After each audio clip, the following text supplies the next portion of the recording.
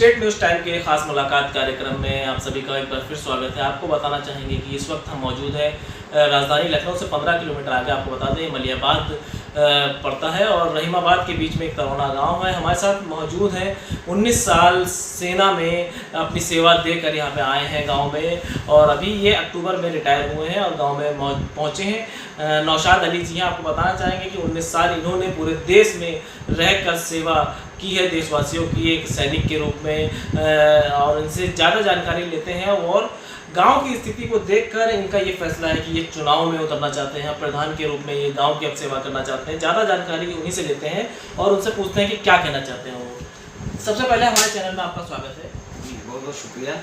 कम से कम आप के चैनल ने हमारे इस प्रोग्राम को हमको उस योग्य समझा कि आप हमारे घर आए और हमारा इंटरव्यू ले रहे हैं। कम से कम बहुत देश के सैनिक आपने 19 साल हमारे लिए सेना में रहे हैं, हम ही लोग के लिए आपने काम किया, तो आप हम लोग से ज़्यादा सम्मान के हकदार हैं। तो हमारा तो फ़र्ज़ था कि आपके पास आना। फिलहाल आप आए हैं, अब यहाँ पर कैसा लग रहा है? मुझे अच्छा लग रहा है, लेकिन उतना बेहतर तो नहीं लग रहा, क्योंकि हम 19 साल नौकरी करके सेना से आए हैं, तो वहाँ का डिसिप्लिन हमारा जो है अलग था और यहाँ का डिसिप्लिन जो है अलग है। और यहाँ के हालात देख के गांव के तो उतना बेहतर तो नहीं, लेकिन फिर भी अच्छा फील कर रहे हैं।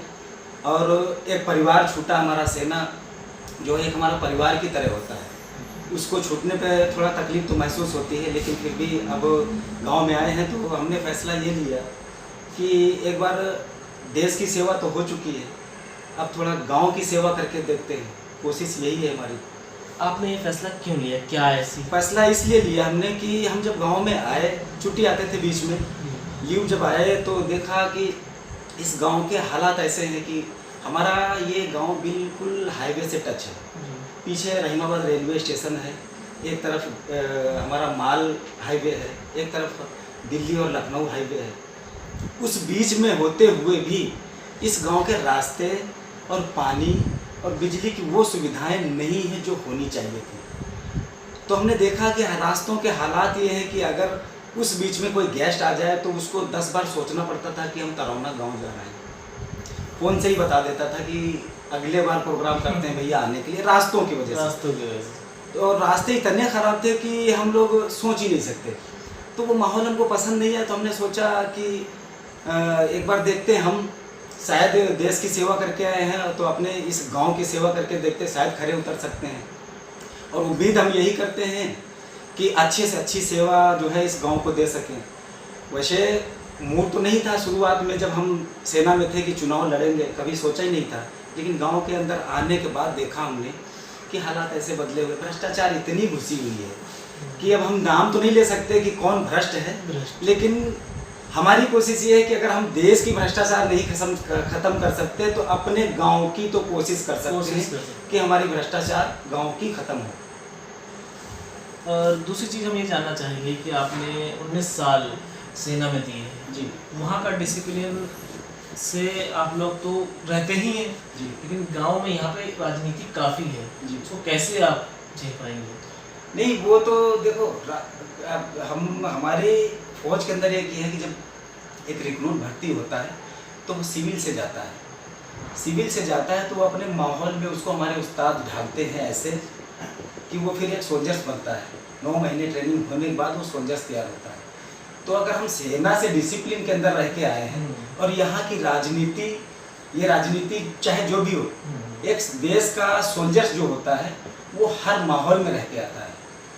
वो ऐसा कोई स्टेट नहीं होता है। आप एक्सेप्टेड लेह जैसे इलाके में, लद्दाख जैसे इलाके में आप देख लो, जहाँ पर हमारा सिविल आदमी रह नहीं सकता, सेना का जवान वहाँ रह के आ जाता है। अगर उस हिसाब से सोचे तो यहाँ देश में तो बहुत कुछ भी नहीं है। यहाँ तो राजनीति है सिर्फ, और राजनीति के हिसाब से अगर डरने लगे आदमी कि मतलब हम क्या कर सकते हैं, हम अपनी जिम्मेदारी छोड़ के हम भी चाहें तो सिटी में जाके मकान बना के रह सकते हैं, लेकिन हर आदमी अगर जिम्मेदारी छोड़ के भाग जाएगा तो फिर देश तो हमारी गवर्नमेंट संभाल रही है और सेना के जवान संभाल रहे हैं, लेकिन गांव कौन संभालेगा? फिर हर आदमी जिम्मेदारी से मुंह मोड़ेगा। बिल्कुल सही बात। गाँव वासियों का इस निर्णय पर क्या कहना है? गाँव वासी बहुत खुश हैं और कह रहे हैं कि कम से कम बहुत अच्छी बात है कि हमारे गांव का अगर प्रधान एक सेना से रिटायर्ड होगा, जवान होगा, तो बहुत अच्छी बात है। और गांव वालों को उम्मीद ये है मेरे से कि अच्छा काम होगा, अच्छा काम। और भ्रष्टाचार खत्म होगी। गांव को सबसे ज़्यादा उम्मीद यही है। अच्छा, जैसा कि आप क्या कहना चाहते हैं कि अगर चुनाव जीत जाते हैं जी, तो किस तरीके की यहाँ पे सुविधाएं फिर देंगे उनको? चुनाव जीतने के बाद हमारी सबसे पहली सोच ये है कि रास्तों पर सबसे पहले ध्यान। रास्ते अभी आप भी आए होंगे हमारे जी, घर, जी। तो रास्ते देखे होंगे, हाँ, बहुत। उसमें बताने की ज़रूरत ही नहीं है। तो सबसे ज़्यादा बुरी हालत हमारे गांव के रास्तों की है। और दूसरे नंबर पर हमारे यहाँ जितने हैंड पाइप जो लगे हुए हैं, अभी गांव टाइप का है तो यहाँ हैंड पाइप की सुविधा है। टाउन है नहीं कि वे टंकी रखी हुई है, तो हैंड पाइप हैं, कहीं हैंड पाइप ख़राब पड़े हैं, और उस पर हमारे ग्राम प्रधान तो बिल्कुल ध्यान ही नहीं देते। जो भी आया आज तक किसी ने ये नहीं सोचा कि इस गांव के रास्ते सही किए जाए। रास्तों पर किसी ने ध्यान नहीं दिया, लेकिन जो करना नहीं था उसको किया। वो हालांकि मैं अब खुल के नहीं कहूँगा कि मतलब क्या कर रहे हैं लोग, वो सभी बेहतर जानते हैं, लेकिन जो करना चाहिए था वो करना चाहिए था। लेकिन उन्होंने किसी भी प्रधान ने, हम बचपन से देखते आ रहे हैं, सिर्फ एक ही प्रधान हमारे गांव के अंदर गुजरा। जब कभी हमारे बचपन में, हम जब यहाँ स्कूल लाइफ थी हमारी, तब एक प्रधान हमारे गुजरे, राम सेवक चौरसिया, कि इस गांव के अंदर रास्ते नहीं थी निकलने लायक। उस आदमी की देन है। वो आदमी हमारे गुजर चुके हैं, इस दुनिया में नहीं रहे। आज भी हम उनको याद करते हैं कि उन्हीं के बनाए हुए रास्ते हैं। जिस जगह पर उसने रास्ते बनाए, आज नेक्स्ट प्रधान जो हमारा आया, उसी ईंट को खोद कर उस पर मिट्टी डलवाई। किसी ने दूसरी ईंट नहीं लगाई। अगर ये हमारे रास्ते खोदे जाएं तो उसी का ईंटा निकलेगा लगाया हुआ 20 साल पहले से। तो ये है हमारे गांव के हालात। इन्हीं सबको देखते हुए हमने प्रोग्राम बनाया। हम देखते हैं और उम्मीद यही है कि हम पब्लिक को अच्छी सेवा दे सकें।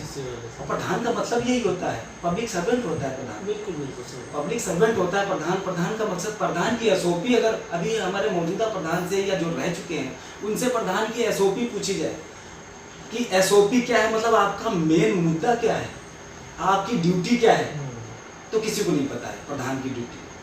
प्रधान को मौजूदा प्रधान कौन है? मौजूदा प्रधान हमारे जो है महिला सीट है हमारी, कंचन चौरसिया है। कंचन जी, चौरसिया। तो वही देख रही हैं अभी। उन्हीं की अभी प्रधानी जो जब भी चुनाव होंगे तब तक चलेगी।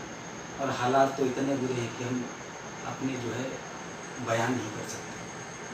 इन्हीं सबको देखते हुए हमने ये फैसला लिया कि सेना की नौकरी करके तो आ ही गए 19 साल, देखते हैं गांव की सेवा कितनी खरे करती है हमारी। चलिए, हमारी शुभकामनाएं हैं आपको कि आपने एक फौजी होकर भी अपना देश के लिए काम किया और आप प्रधान के रूप में भी काम करें और यहाँ के हालात सुधारें। जी, तो ये थे हमारे साथ नौशाद अली जी। आपको बता दें कि यहाँ पे स्थिति काफ़ी गंभीर है। जिस रास्तों से हम आए हैं वो रास्ते अभी पूरी तरह ख़राब हैं, टूटे फूटे हैं। और ये 19 साल सेना में रहकर आए हैं और अब इन्होंने ये बीड़ा उठाया है कि ये गांव की स्थिति भी अच्छी करें और गांव को एक अच्छे गांव में बदल कर ही दम लेंगे। स्टेट न्यूज़ टाइम के लिए मैं फाजिल खान, लखनऊ।